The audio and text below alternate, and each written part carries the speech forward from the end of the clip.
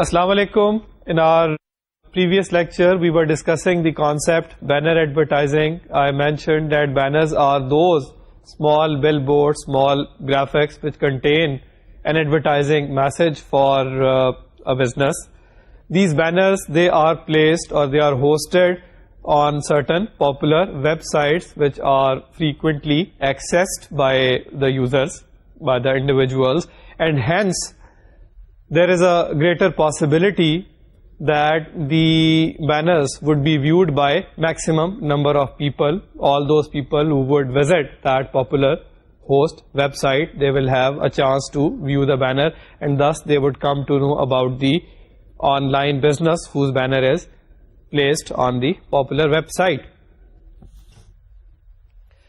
The banner advertising is normally beneficial for both the parties, that is the advertising business and the host business, in the sense that the host website, that would normally charge some fee, some payment for hosting, for placing the banner on its site from the advertising website, and simultaneously the advertising website would also gain advantage in the sense that it has been able to market its brand more effectively by placing the banner on the host website. So it can generate more revenue, more income from all those customers who would view the banner on the host website, and they would be diverted to the website of the advertising online business. Okay, now what are the various payment mechanisms which have been conceived in order to make the payment to the host website? What are the various different options? So in the slide I have listed some. You can see one option is that by agreement between the advertising business and the host website, it is decided that the payment would be made on monthly basis. So there would be certain amount of monthly charges for online advertising, for hosting the banner. That is one payment option. Second, cost per thousand, abbreviated as CPM, which means that fee for every 1,000 people viewing the banner. So whenever 1,000 people have viewed the banner, they have accessed that host website on which the banner is placed. So on counting the 1,000 people who have accessed, the amount, the payment would be made to the host site. That again can be contractually agreed upon between the parties. The third option is pay per performance, and under that there are three sub options. One is pay per click, which means that certain payment, certain fee is to be paid by the advertising site to the host website on the basis of certain number of click-throughs, which means that if there is a banner placed on the host website, then by clicking such banner, the users, they would be diverted to the website of the advertising business, and on the basis of these click-throughs, some amount will have to be paid by the advertising business to the host business. Then pay per lead, this means that pay for every lead generated from the advertisement. Again, that means that the customers, the individuals, they can specify that they got the lead, they got the information about this particular business from the ad which was hosted, which was placed on the host website. So on the basis of the lead, on the basis of this information, then some payment will have to be made to the host site. Third sub option is pay per sale. That means that the host will have to be paid certain fee only if certain sales are materialized from the site of the advertising business. So not on the basis of click-throughs, not on the basis of leads, but only if the customer who has been led by the host website to the site of the advertising business, if that customer actually does some purchases from the advertising online business, only then, based upon the actual sales, then some payment will have to be made to the host business, otherwise not. Then the fourth main option for payment purposes is in the form of exchange of advertising space. So exchanging advertising space on your site for advertising space on another site, that can also be a form of availing a particular advertising space on the host website. So I'll elaborate this last point. It means that instead of making actual payment to the host website, the advertising site can make an offer that, well, I accommodate your banner on my website. So in this way, we exchange each other's banners. We provide each other some advertising space on our respective websites. We do not actually pay anything to each other, and that would be sufficient. So that again is a form of payment, you can say. The two sites, they have agreed upon the exchange of advertising spaces. Here I would like to elaborate the payment option, that is pay per click, right? So as I mentioned that it can be agreed that if the users click on the banner and they are diverted to the advertising website, on the basis thereof, then some payment will have to be made. How can we identify that these particular customers, they were diverted, they were led from this particular host website? Okay, if you recall, we have discussed the concept of log files, and I told you that within the log files, which are maintained on the both the host businesses server and also maintained on the advertising businesses server.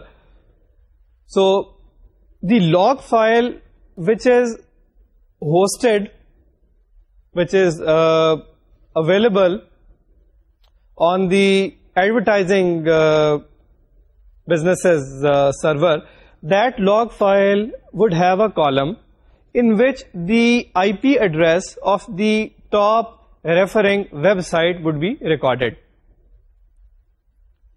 Okay, so in case you are referred by a host business by clicking a banner on that host business's website, then the site from which you have come, that is the IP address of that host business where the banner is placed, that IP address information would be recorded in the log file of the server where the advertising online business site is residing. And in this fashion, by analyzing the log file of the advertising businesses server, we can find out that whether these customers, they were led by the host businesses site or not, because the host business's IP address is being recorded in the log file of the advertising website server's log file.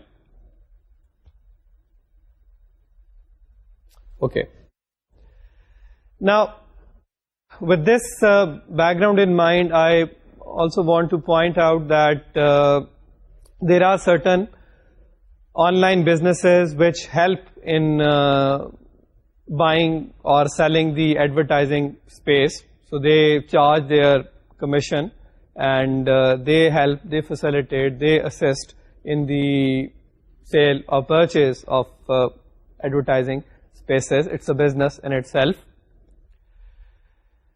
Then here I should also point out the concept regarding unique visits. Since in certain cases calculations are to be made, the payment has to be made on the basis of unique visits. So we should understand what is meant by unique visit. A unique visit would constitute when a customer would access a host website. It would view the banner. It would not leave that host business's website. That would then constitute one unique visit. Okay, and in case the customer keeps moving in the various interlinked pages of that host business's website, that would still constitute one unique visit.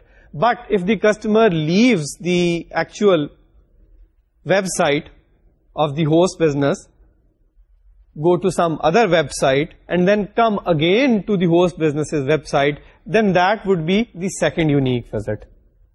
So on the basis of unique visits, on the calculation of unique visits in this manner, the payment in certain cases is to be made in favor of the host business. Okay. So that was the main discussion regarding the banner advertising. Then there are two terms which I would like to talk about. One is webcasting and the other is interactive advertising. Webcasting means internet-based broadcasting of audio or video content.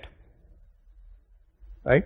So in case some audio or video content is being delivered through the internet, we can generally refer to this phenomenon as webcasting. Normally, in case of webcasting, there is a two-way communication between the broadcaster and the viewer or the listener. And marketers, they must consider this thing that in certain parts of the world, the internet access is slow.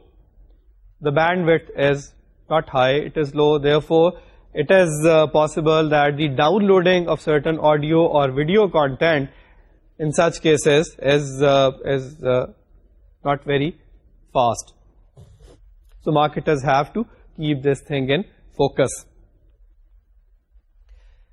An example of webcasting, I can give you the example of video conferencing.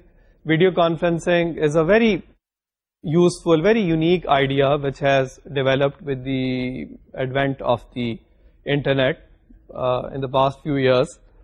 So what happens is that people who are remotely located, they are not physically there around each other, they are physically separated. Say there is a person who is sitting in China, he's a doctor. There is a doctor who is sitting in Canada. There is a doctor who is sitting in, say, America. They are physically quite apart.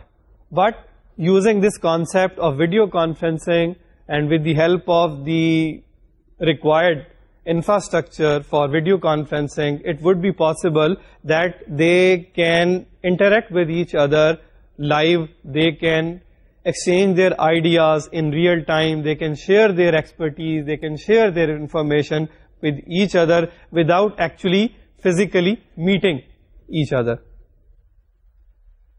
So you may realize that this is such a powerful, such a useful concept that you do not physically assemble, and yet you can interact with each other, you can see each other, you can exchange your ideas with each other in real time without actually assembling as such physically.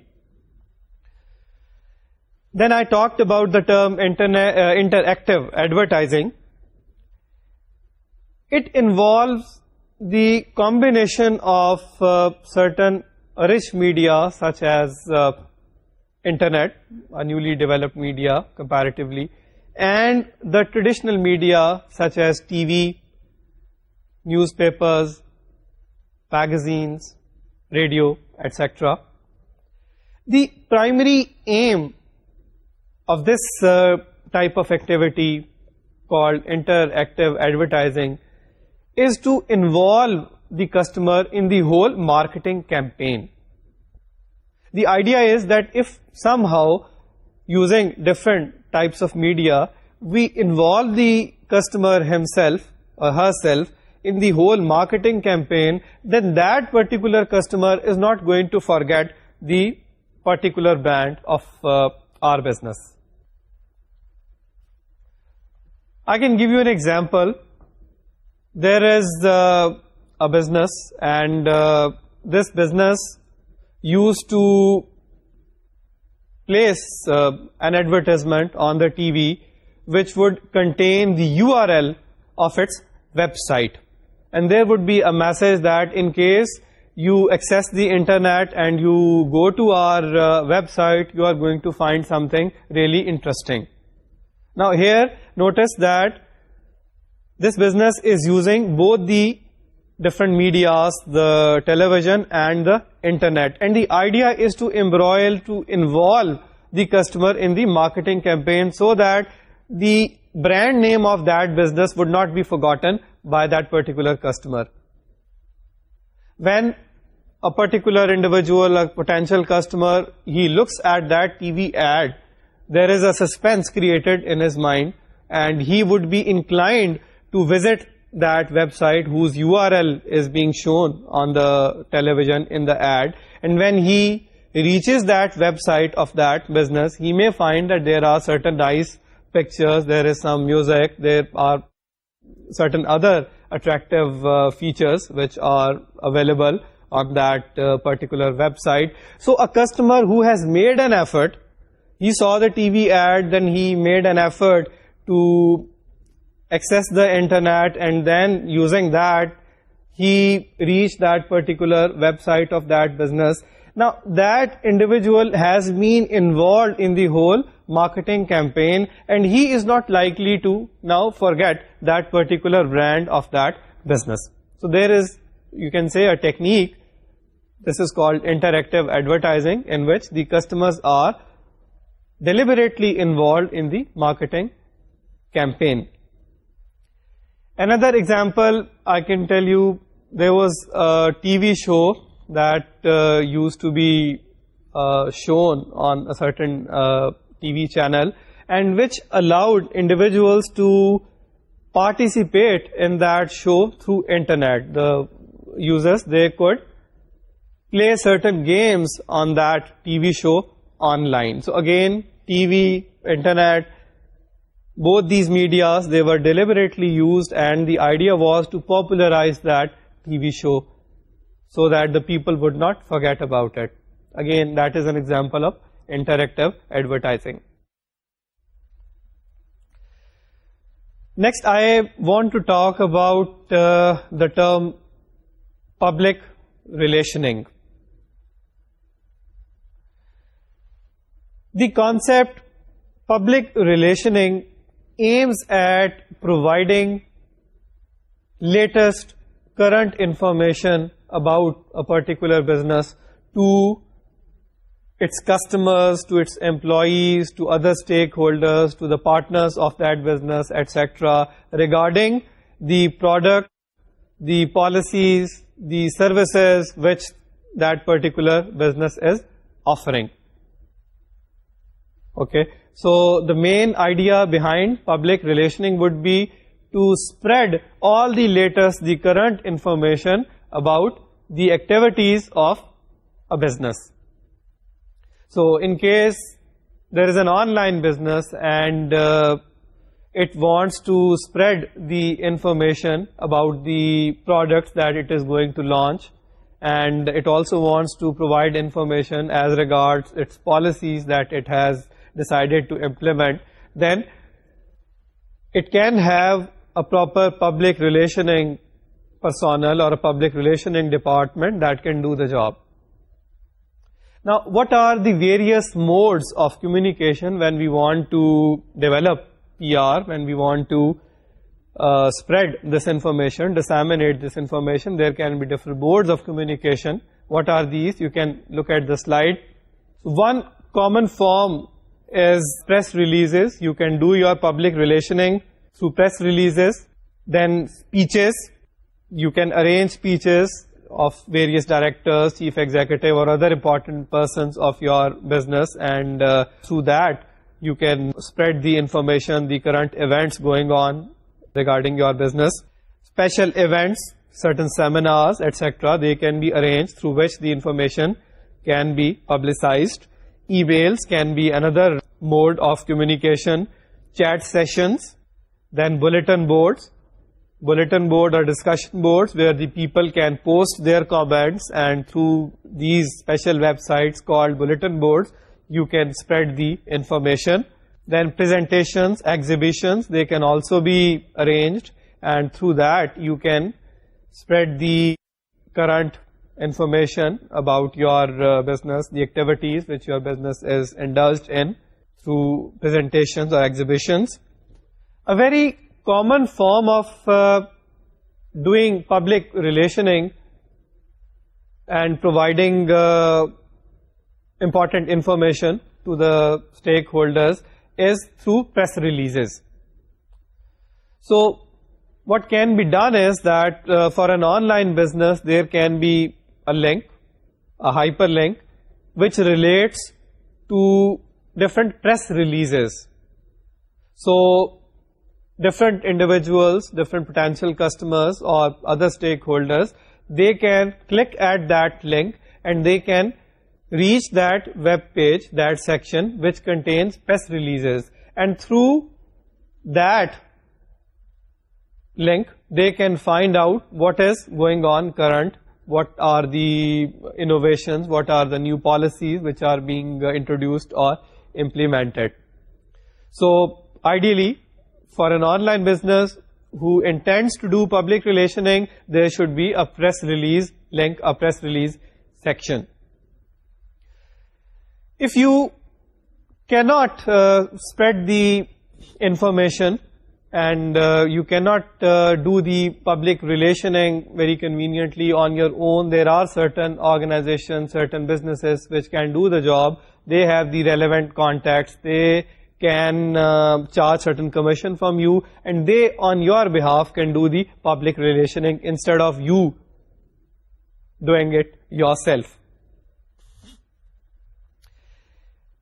Here I would like to highlight one thing, and that is the importance of video clips or pictures. So in case you are involved in public relationing, you should remember the importance of video clips or pictures. Say on a seminar, if the chief executive of your business, he has delivered a speech and you have got a picture of that, then it can be usefully applied, it can usefully be communicated, it can be made use of, and it can have its own impact. Similarly, news appearances of the important persons belonging to your organization, the video clips, the pictures of such individuals, they can also play their role. Generally, I wanted to highlight that the pictures or the video clips, they have a very useful function to perform, right? So the job which the hundreds of lines of text they can't do, a picture in its place can very effectively do. Okay, so I give you an example from our own society. Say on a cold night, you find a little child with a duster in his hand and requesting you to allow you to wash the windscreen of your car and requesting you for certain coins, right? In case you happen to take a picture of that, a photograph of that, and you place it on a magazine next day, it is going to impact people. Those who have sensitive hearts, they are going to look at it that picture is going to jolt their conscience. And in its place, if you write long articles, you write hundreds of lines of text, they probably would not make that impact which that little picture can do.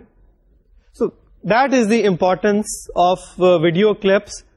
The pictures, the photographs, you can apply those for your marketing campaigns, for your messages, and they have their strong, powerful role. Next, the crisis management is also the responsibility of public relations department. The strengths of your business, the financial strengths, say, of your business, they can very conveniently be spread out. There is no problem in this regard. Okay, that would be the job of the public relations department. But where your company, your online business, say, is facing certain financial difficulties, there is a crisis situation, then again it would be the task of the relevant PR people to inform the relevant parties, the stakeholders, about the state of affairs. Instead of shying away, instead of hiding this crisis situation, it is better for the PR people to let the people know that yes, we are facing this challenge, we are facing this financial problem, but yet at the same time we are taking steps to overcome these problems. We are going to introduce these corrective measures. Okay, probably that would be a better approach for PR people to deal with a crisis situation in this scenario. With this discussion about public relations, then I would like to talk about the term customer relationship management, CRM. Customer relationship management provides the sum of all the different customer service solutions. In other words, you can say that the customer relationship management would deal with all the different complaints, problems that the customers are facing, and it would try to find out the solutions of all such problems. So there would be a system, you can create a system for your business which would specifically do this job. It would receive the problems, the complaints of the customers, and then it would find out the ways which lead to the solutions of such problems.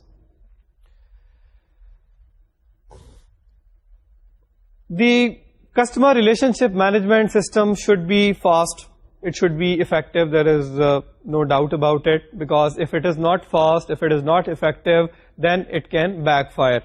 So you have established a customer relationship management system and it is not responding quickly. The individuals, the relevant people, they are not receiving the right messages. The corrective measures are not taking place through CRM. Then it is going to bring poor reputation to your business. So you have to keep this thing in mind. Customer relationship management includes mainly three things, that is call handling, sales tracking, and transaction support. So when I talk about call handling, I mean that the customer relationship management system would have certain personnel, certain representatives who would either receive the phone calls from the customers, or they would chat with the customers, or they would exchange messages through emails with the customers, and in this form they would receive the complaints, the feedback of the customers, and would guide them and try to find out the solutions or help the higher management to create solutions. Then sales tracking, it would again be the job of the CRM to find out as to what are the more important sales of this business and what sales are not taking place as they were anticipated. Thus, with the help of log file analysis, it can be identified that which portions of a total website they are being frequently accessed, meaning that the products placed on those websites, they are quite popular. And similarly, it can also be identified that there may be certain parts of the website which are being ignored. So the items placed there, they are probably not that popular. There is something wrong with that. Okay, so in this fashion, using the log file analysis, the sales can be tracked, and that would be the job of CRM. Thirdly, the transaction support. So CRM people will have to decide that what is the technology, who are the personnel who are to be employed for the transactions that are to be carried out on that online business. Again, that would be the task to be done by the CRM.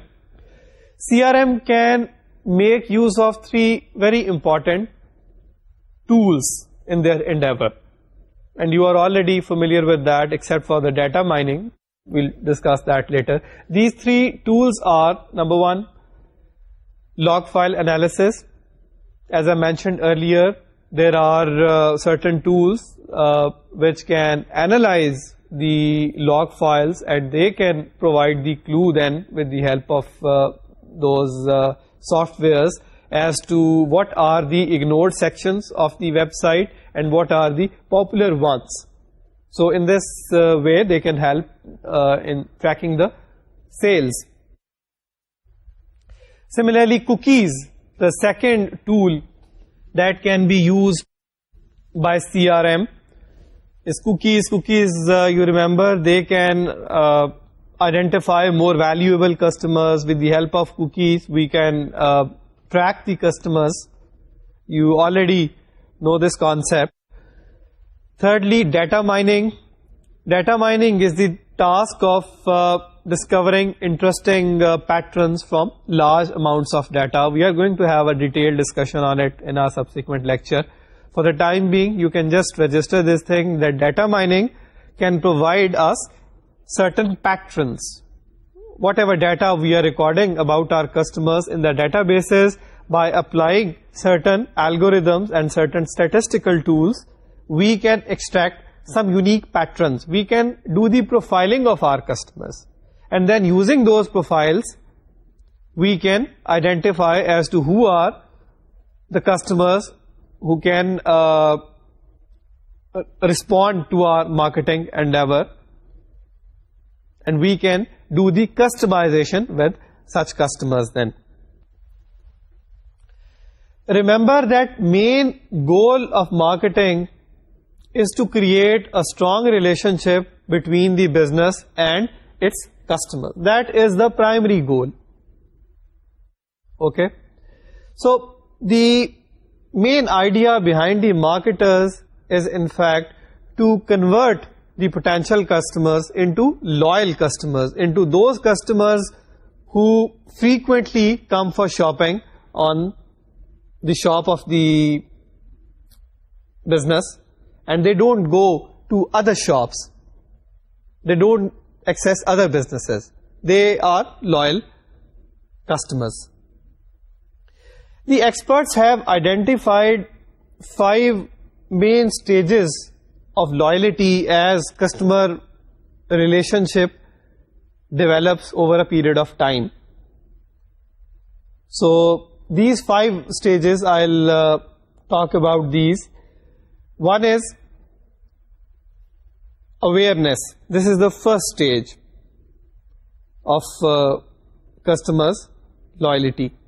Now, at the awareness stage, the customer has just heard of the name of the company, of the business. He may have heard about the products that this business is selling, and that's it. The customer has never actually interacted with the business as such.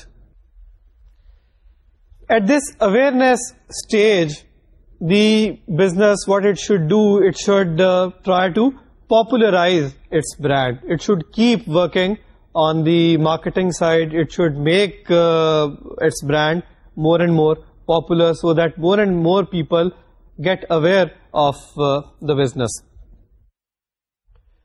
Then the second stage is exploration.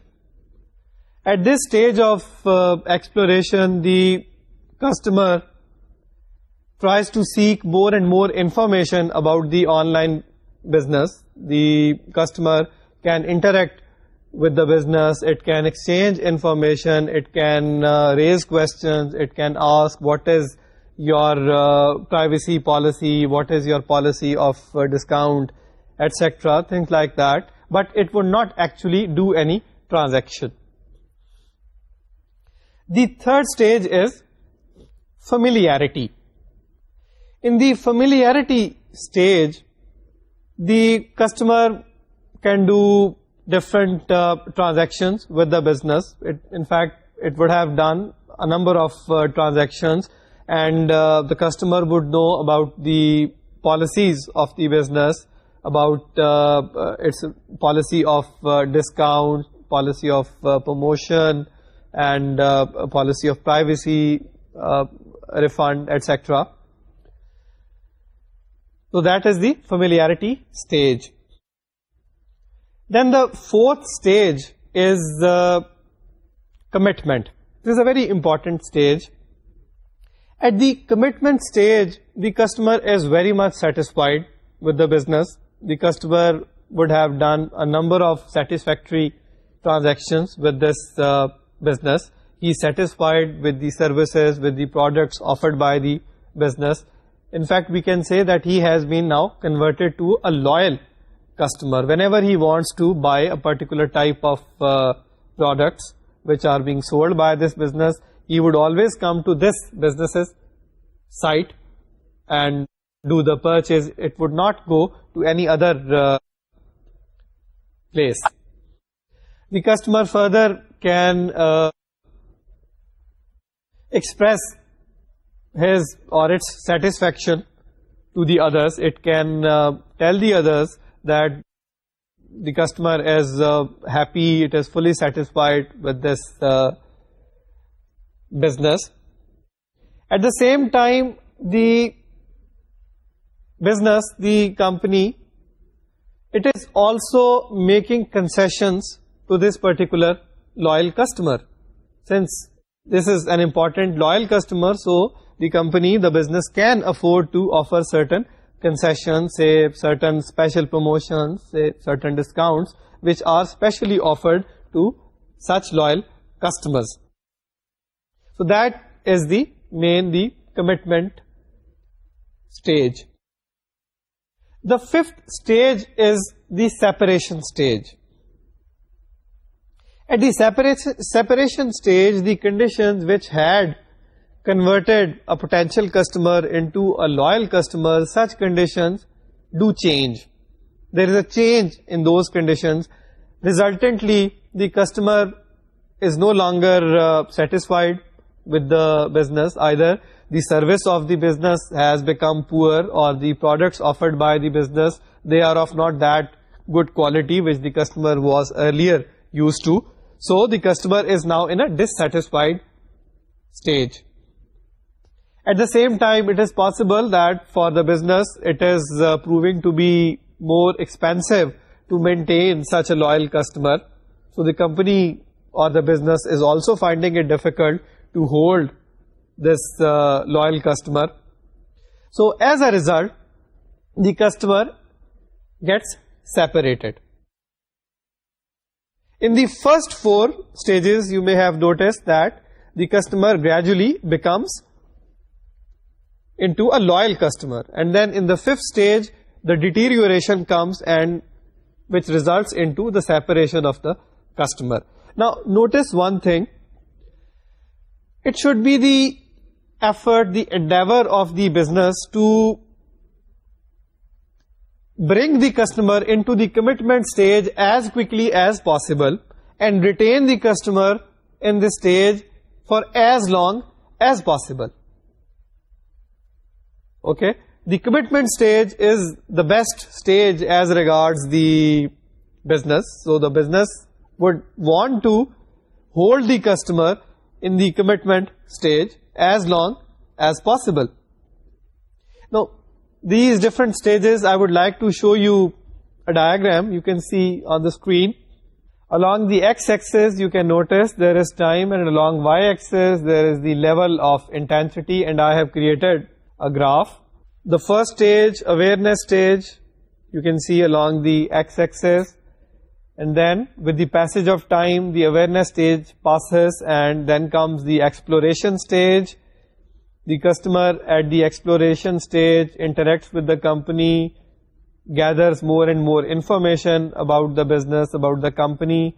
Then comes, with time, the third stage, familiarity stage, in which the customer enters into transactions with the business.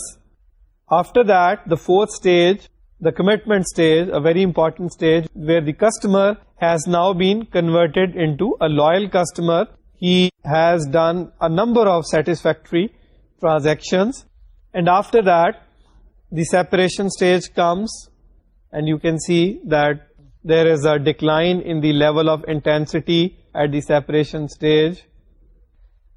These 5 stages of customer loyalty, they are also called customer life cycle. Okay, and using these 5 stages, we can do the grouping of our customers who are in each stage, and in this way we can create segments of our different customers, and that is called then customer life cycle segmentation. It is important to use this segmentation in order to identify different levels of intensity of loyalty of our customers, and then using that, a business can review its relationship with the customers.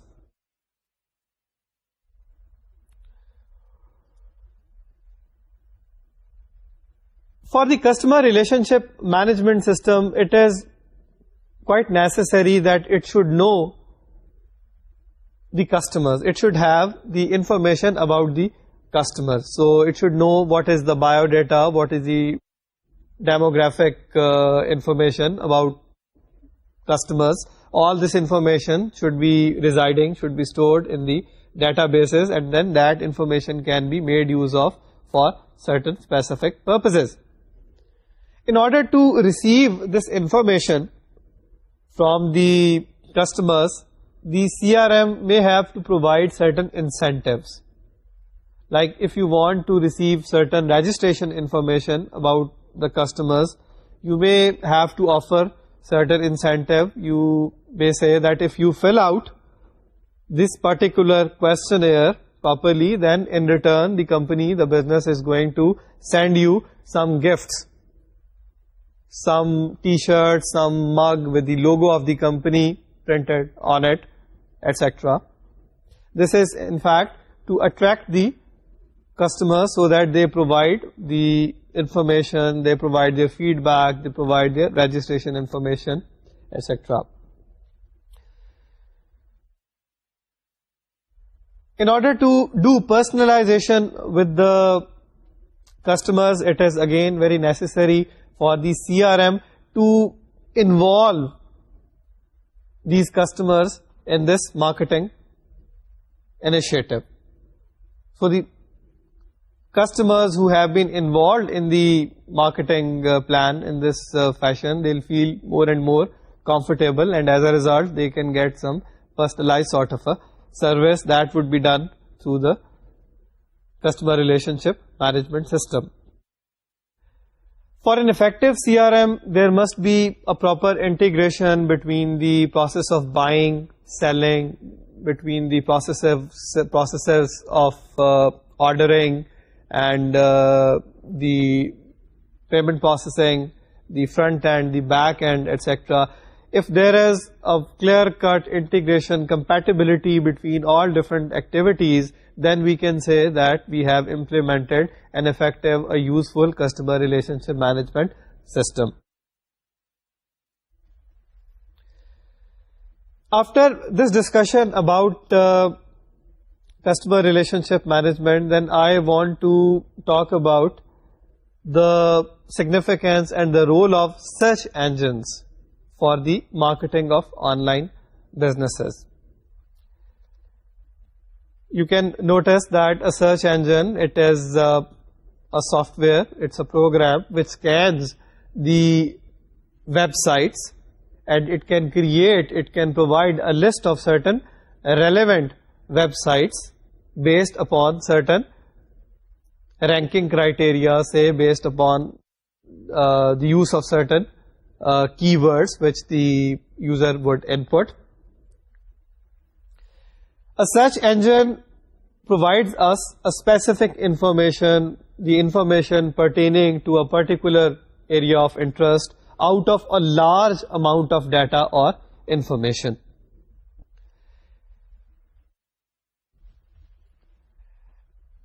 When we have started our online business, one of the goals to promote our online business would be to get our business registered on important search engines, so that the users, the individuals who use these search engines, they can, using those search engines, access our online website. So the registration of our online business with the relevant search engines would be a very important aspect. In order to get the registration, we need to provide the meta information of our online website, of our online business, to the search engine, and then we also need to pay a certain prescribed fee to avail the services of the search engine.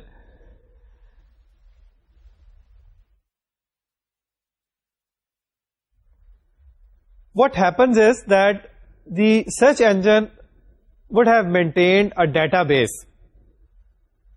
and in that database it would record, it would store all this meta information along with the URL of a particular online business.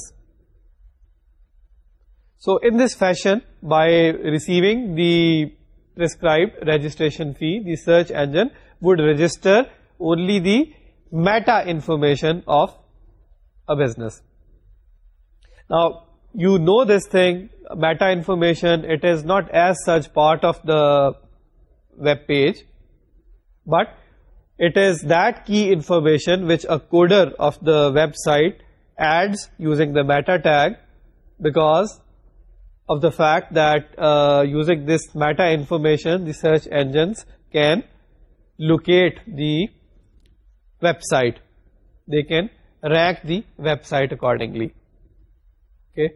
The actual website would be residing with a web server.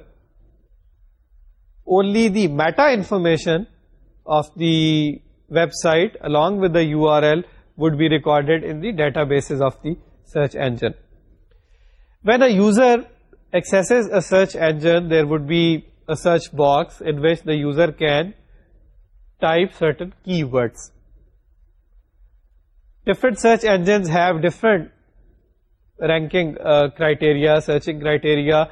Usually the keywords, the matching of the keywords and the frequency of occurrence of the keywords, the two things, the matching of the keywords and the frequency of occurrence of the keywords, they are normally taken as the criteria to rank the websites by the search engines. So in case a user types the words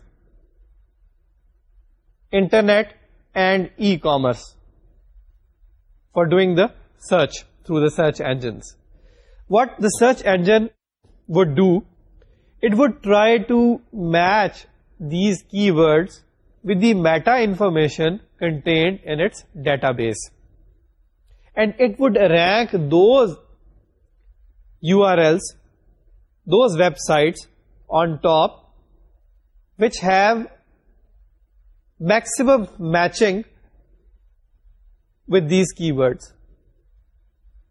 So the meta information of all such websites which contain the maximum number of words in them, the words which have been entered by the user, these URLs, they would be ranked at the top. Plus there would be another factor that the frequency of occurrence of such words should also be greater. So if the frequency of occurrence of such words is also greater, is higher, then again that can also be a factor for ranking purposes. Keeping these two things, the matching and the frequency of occurrence, the search engine would rank the websites.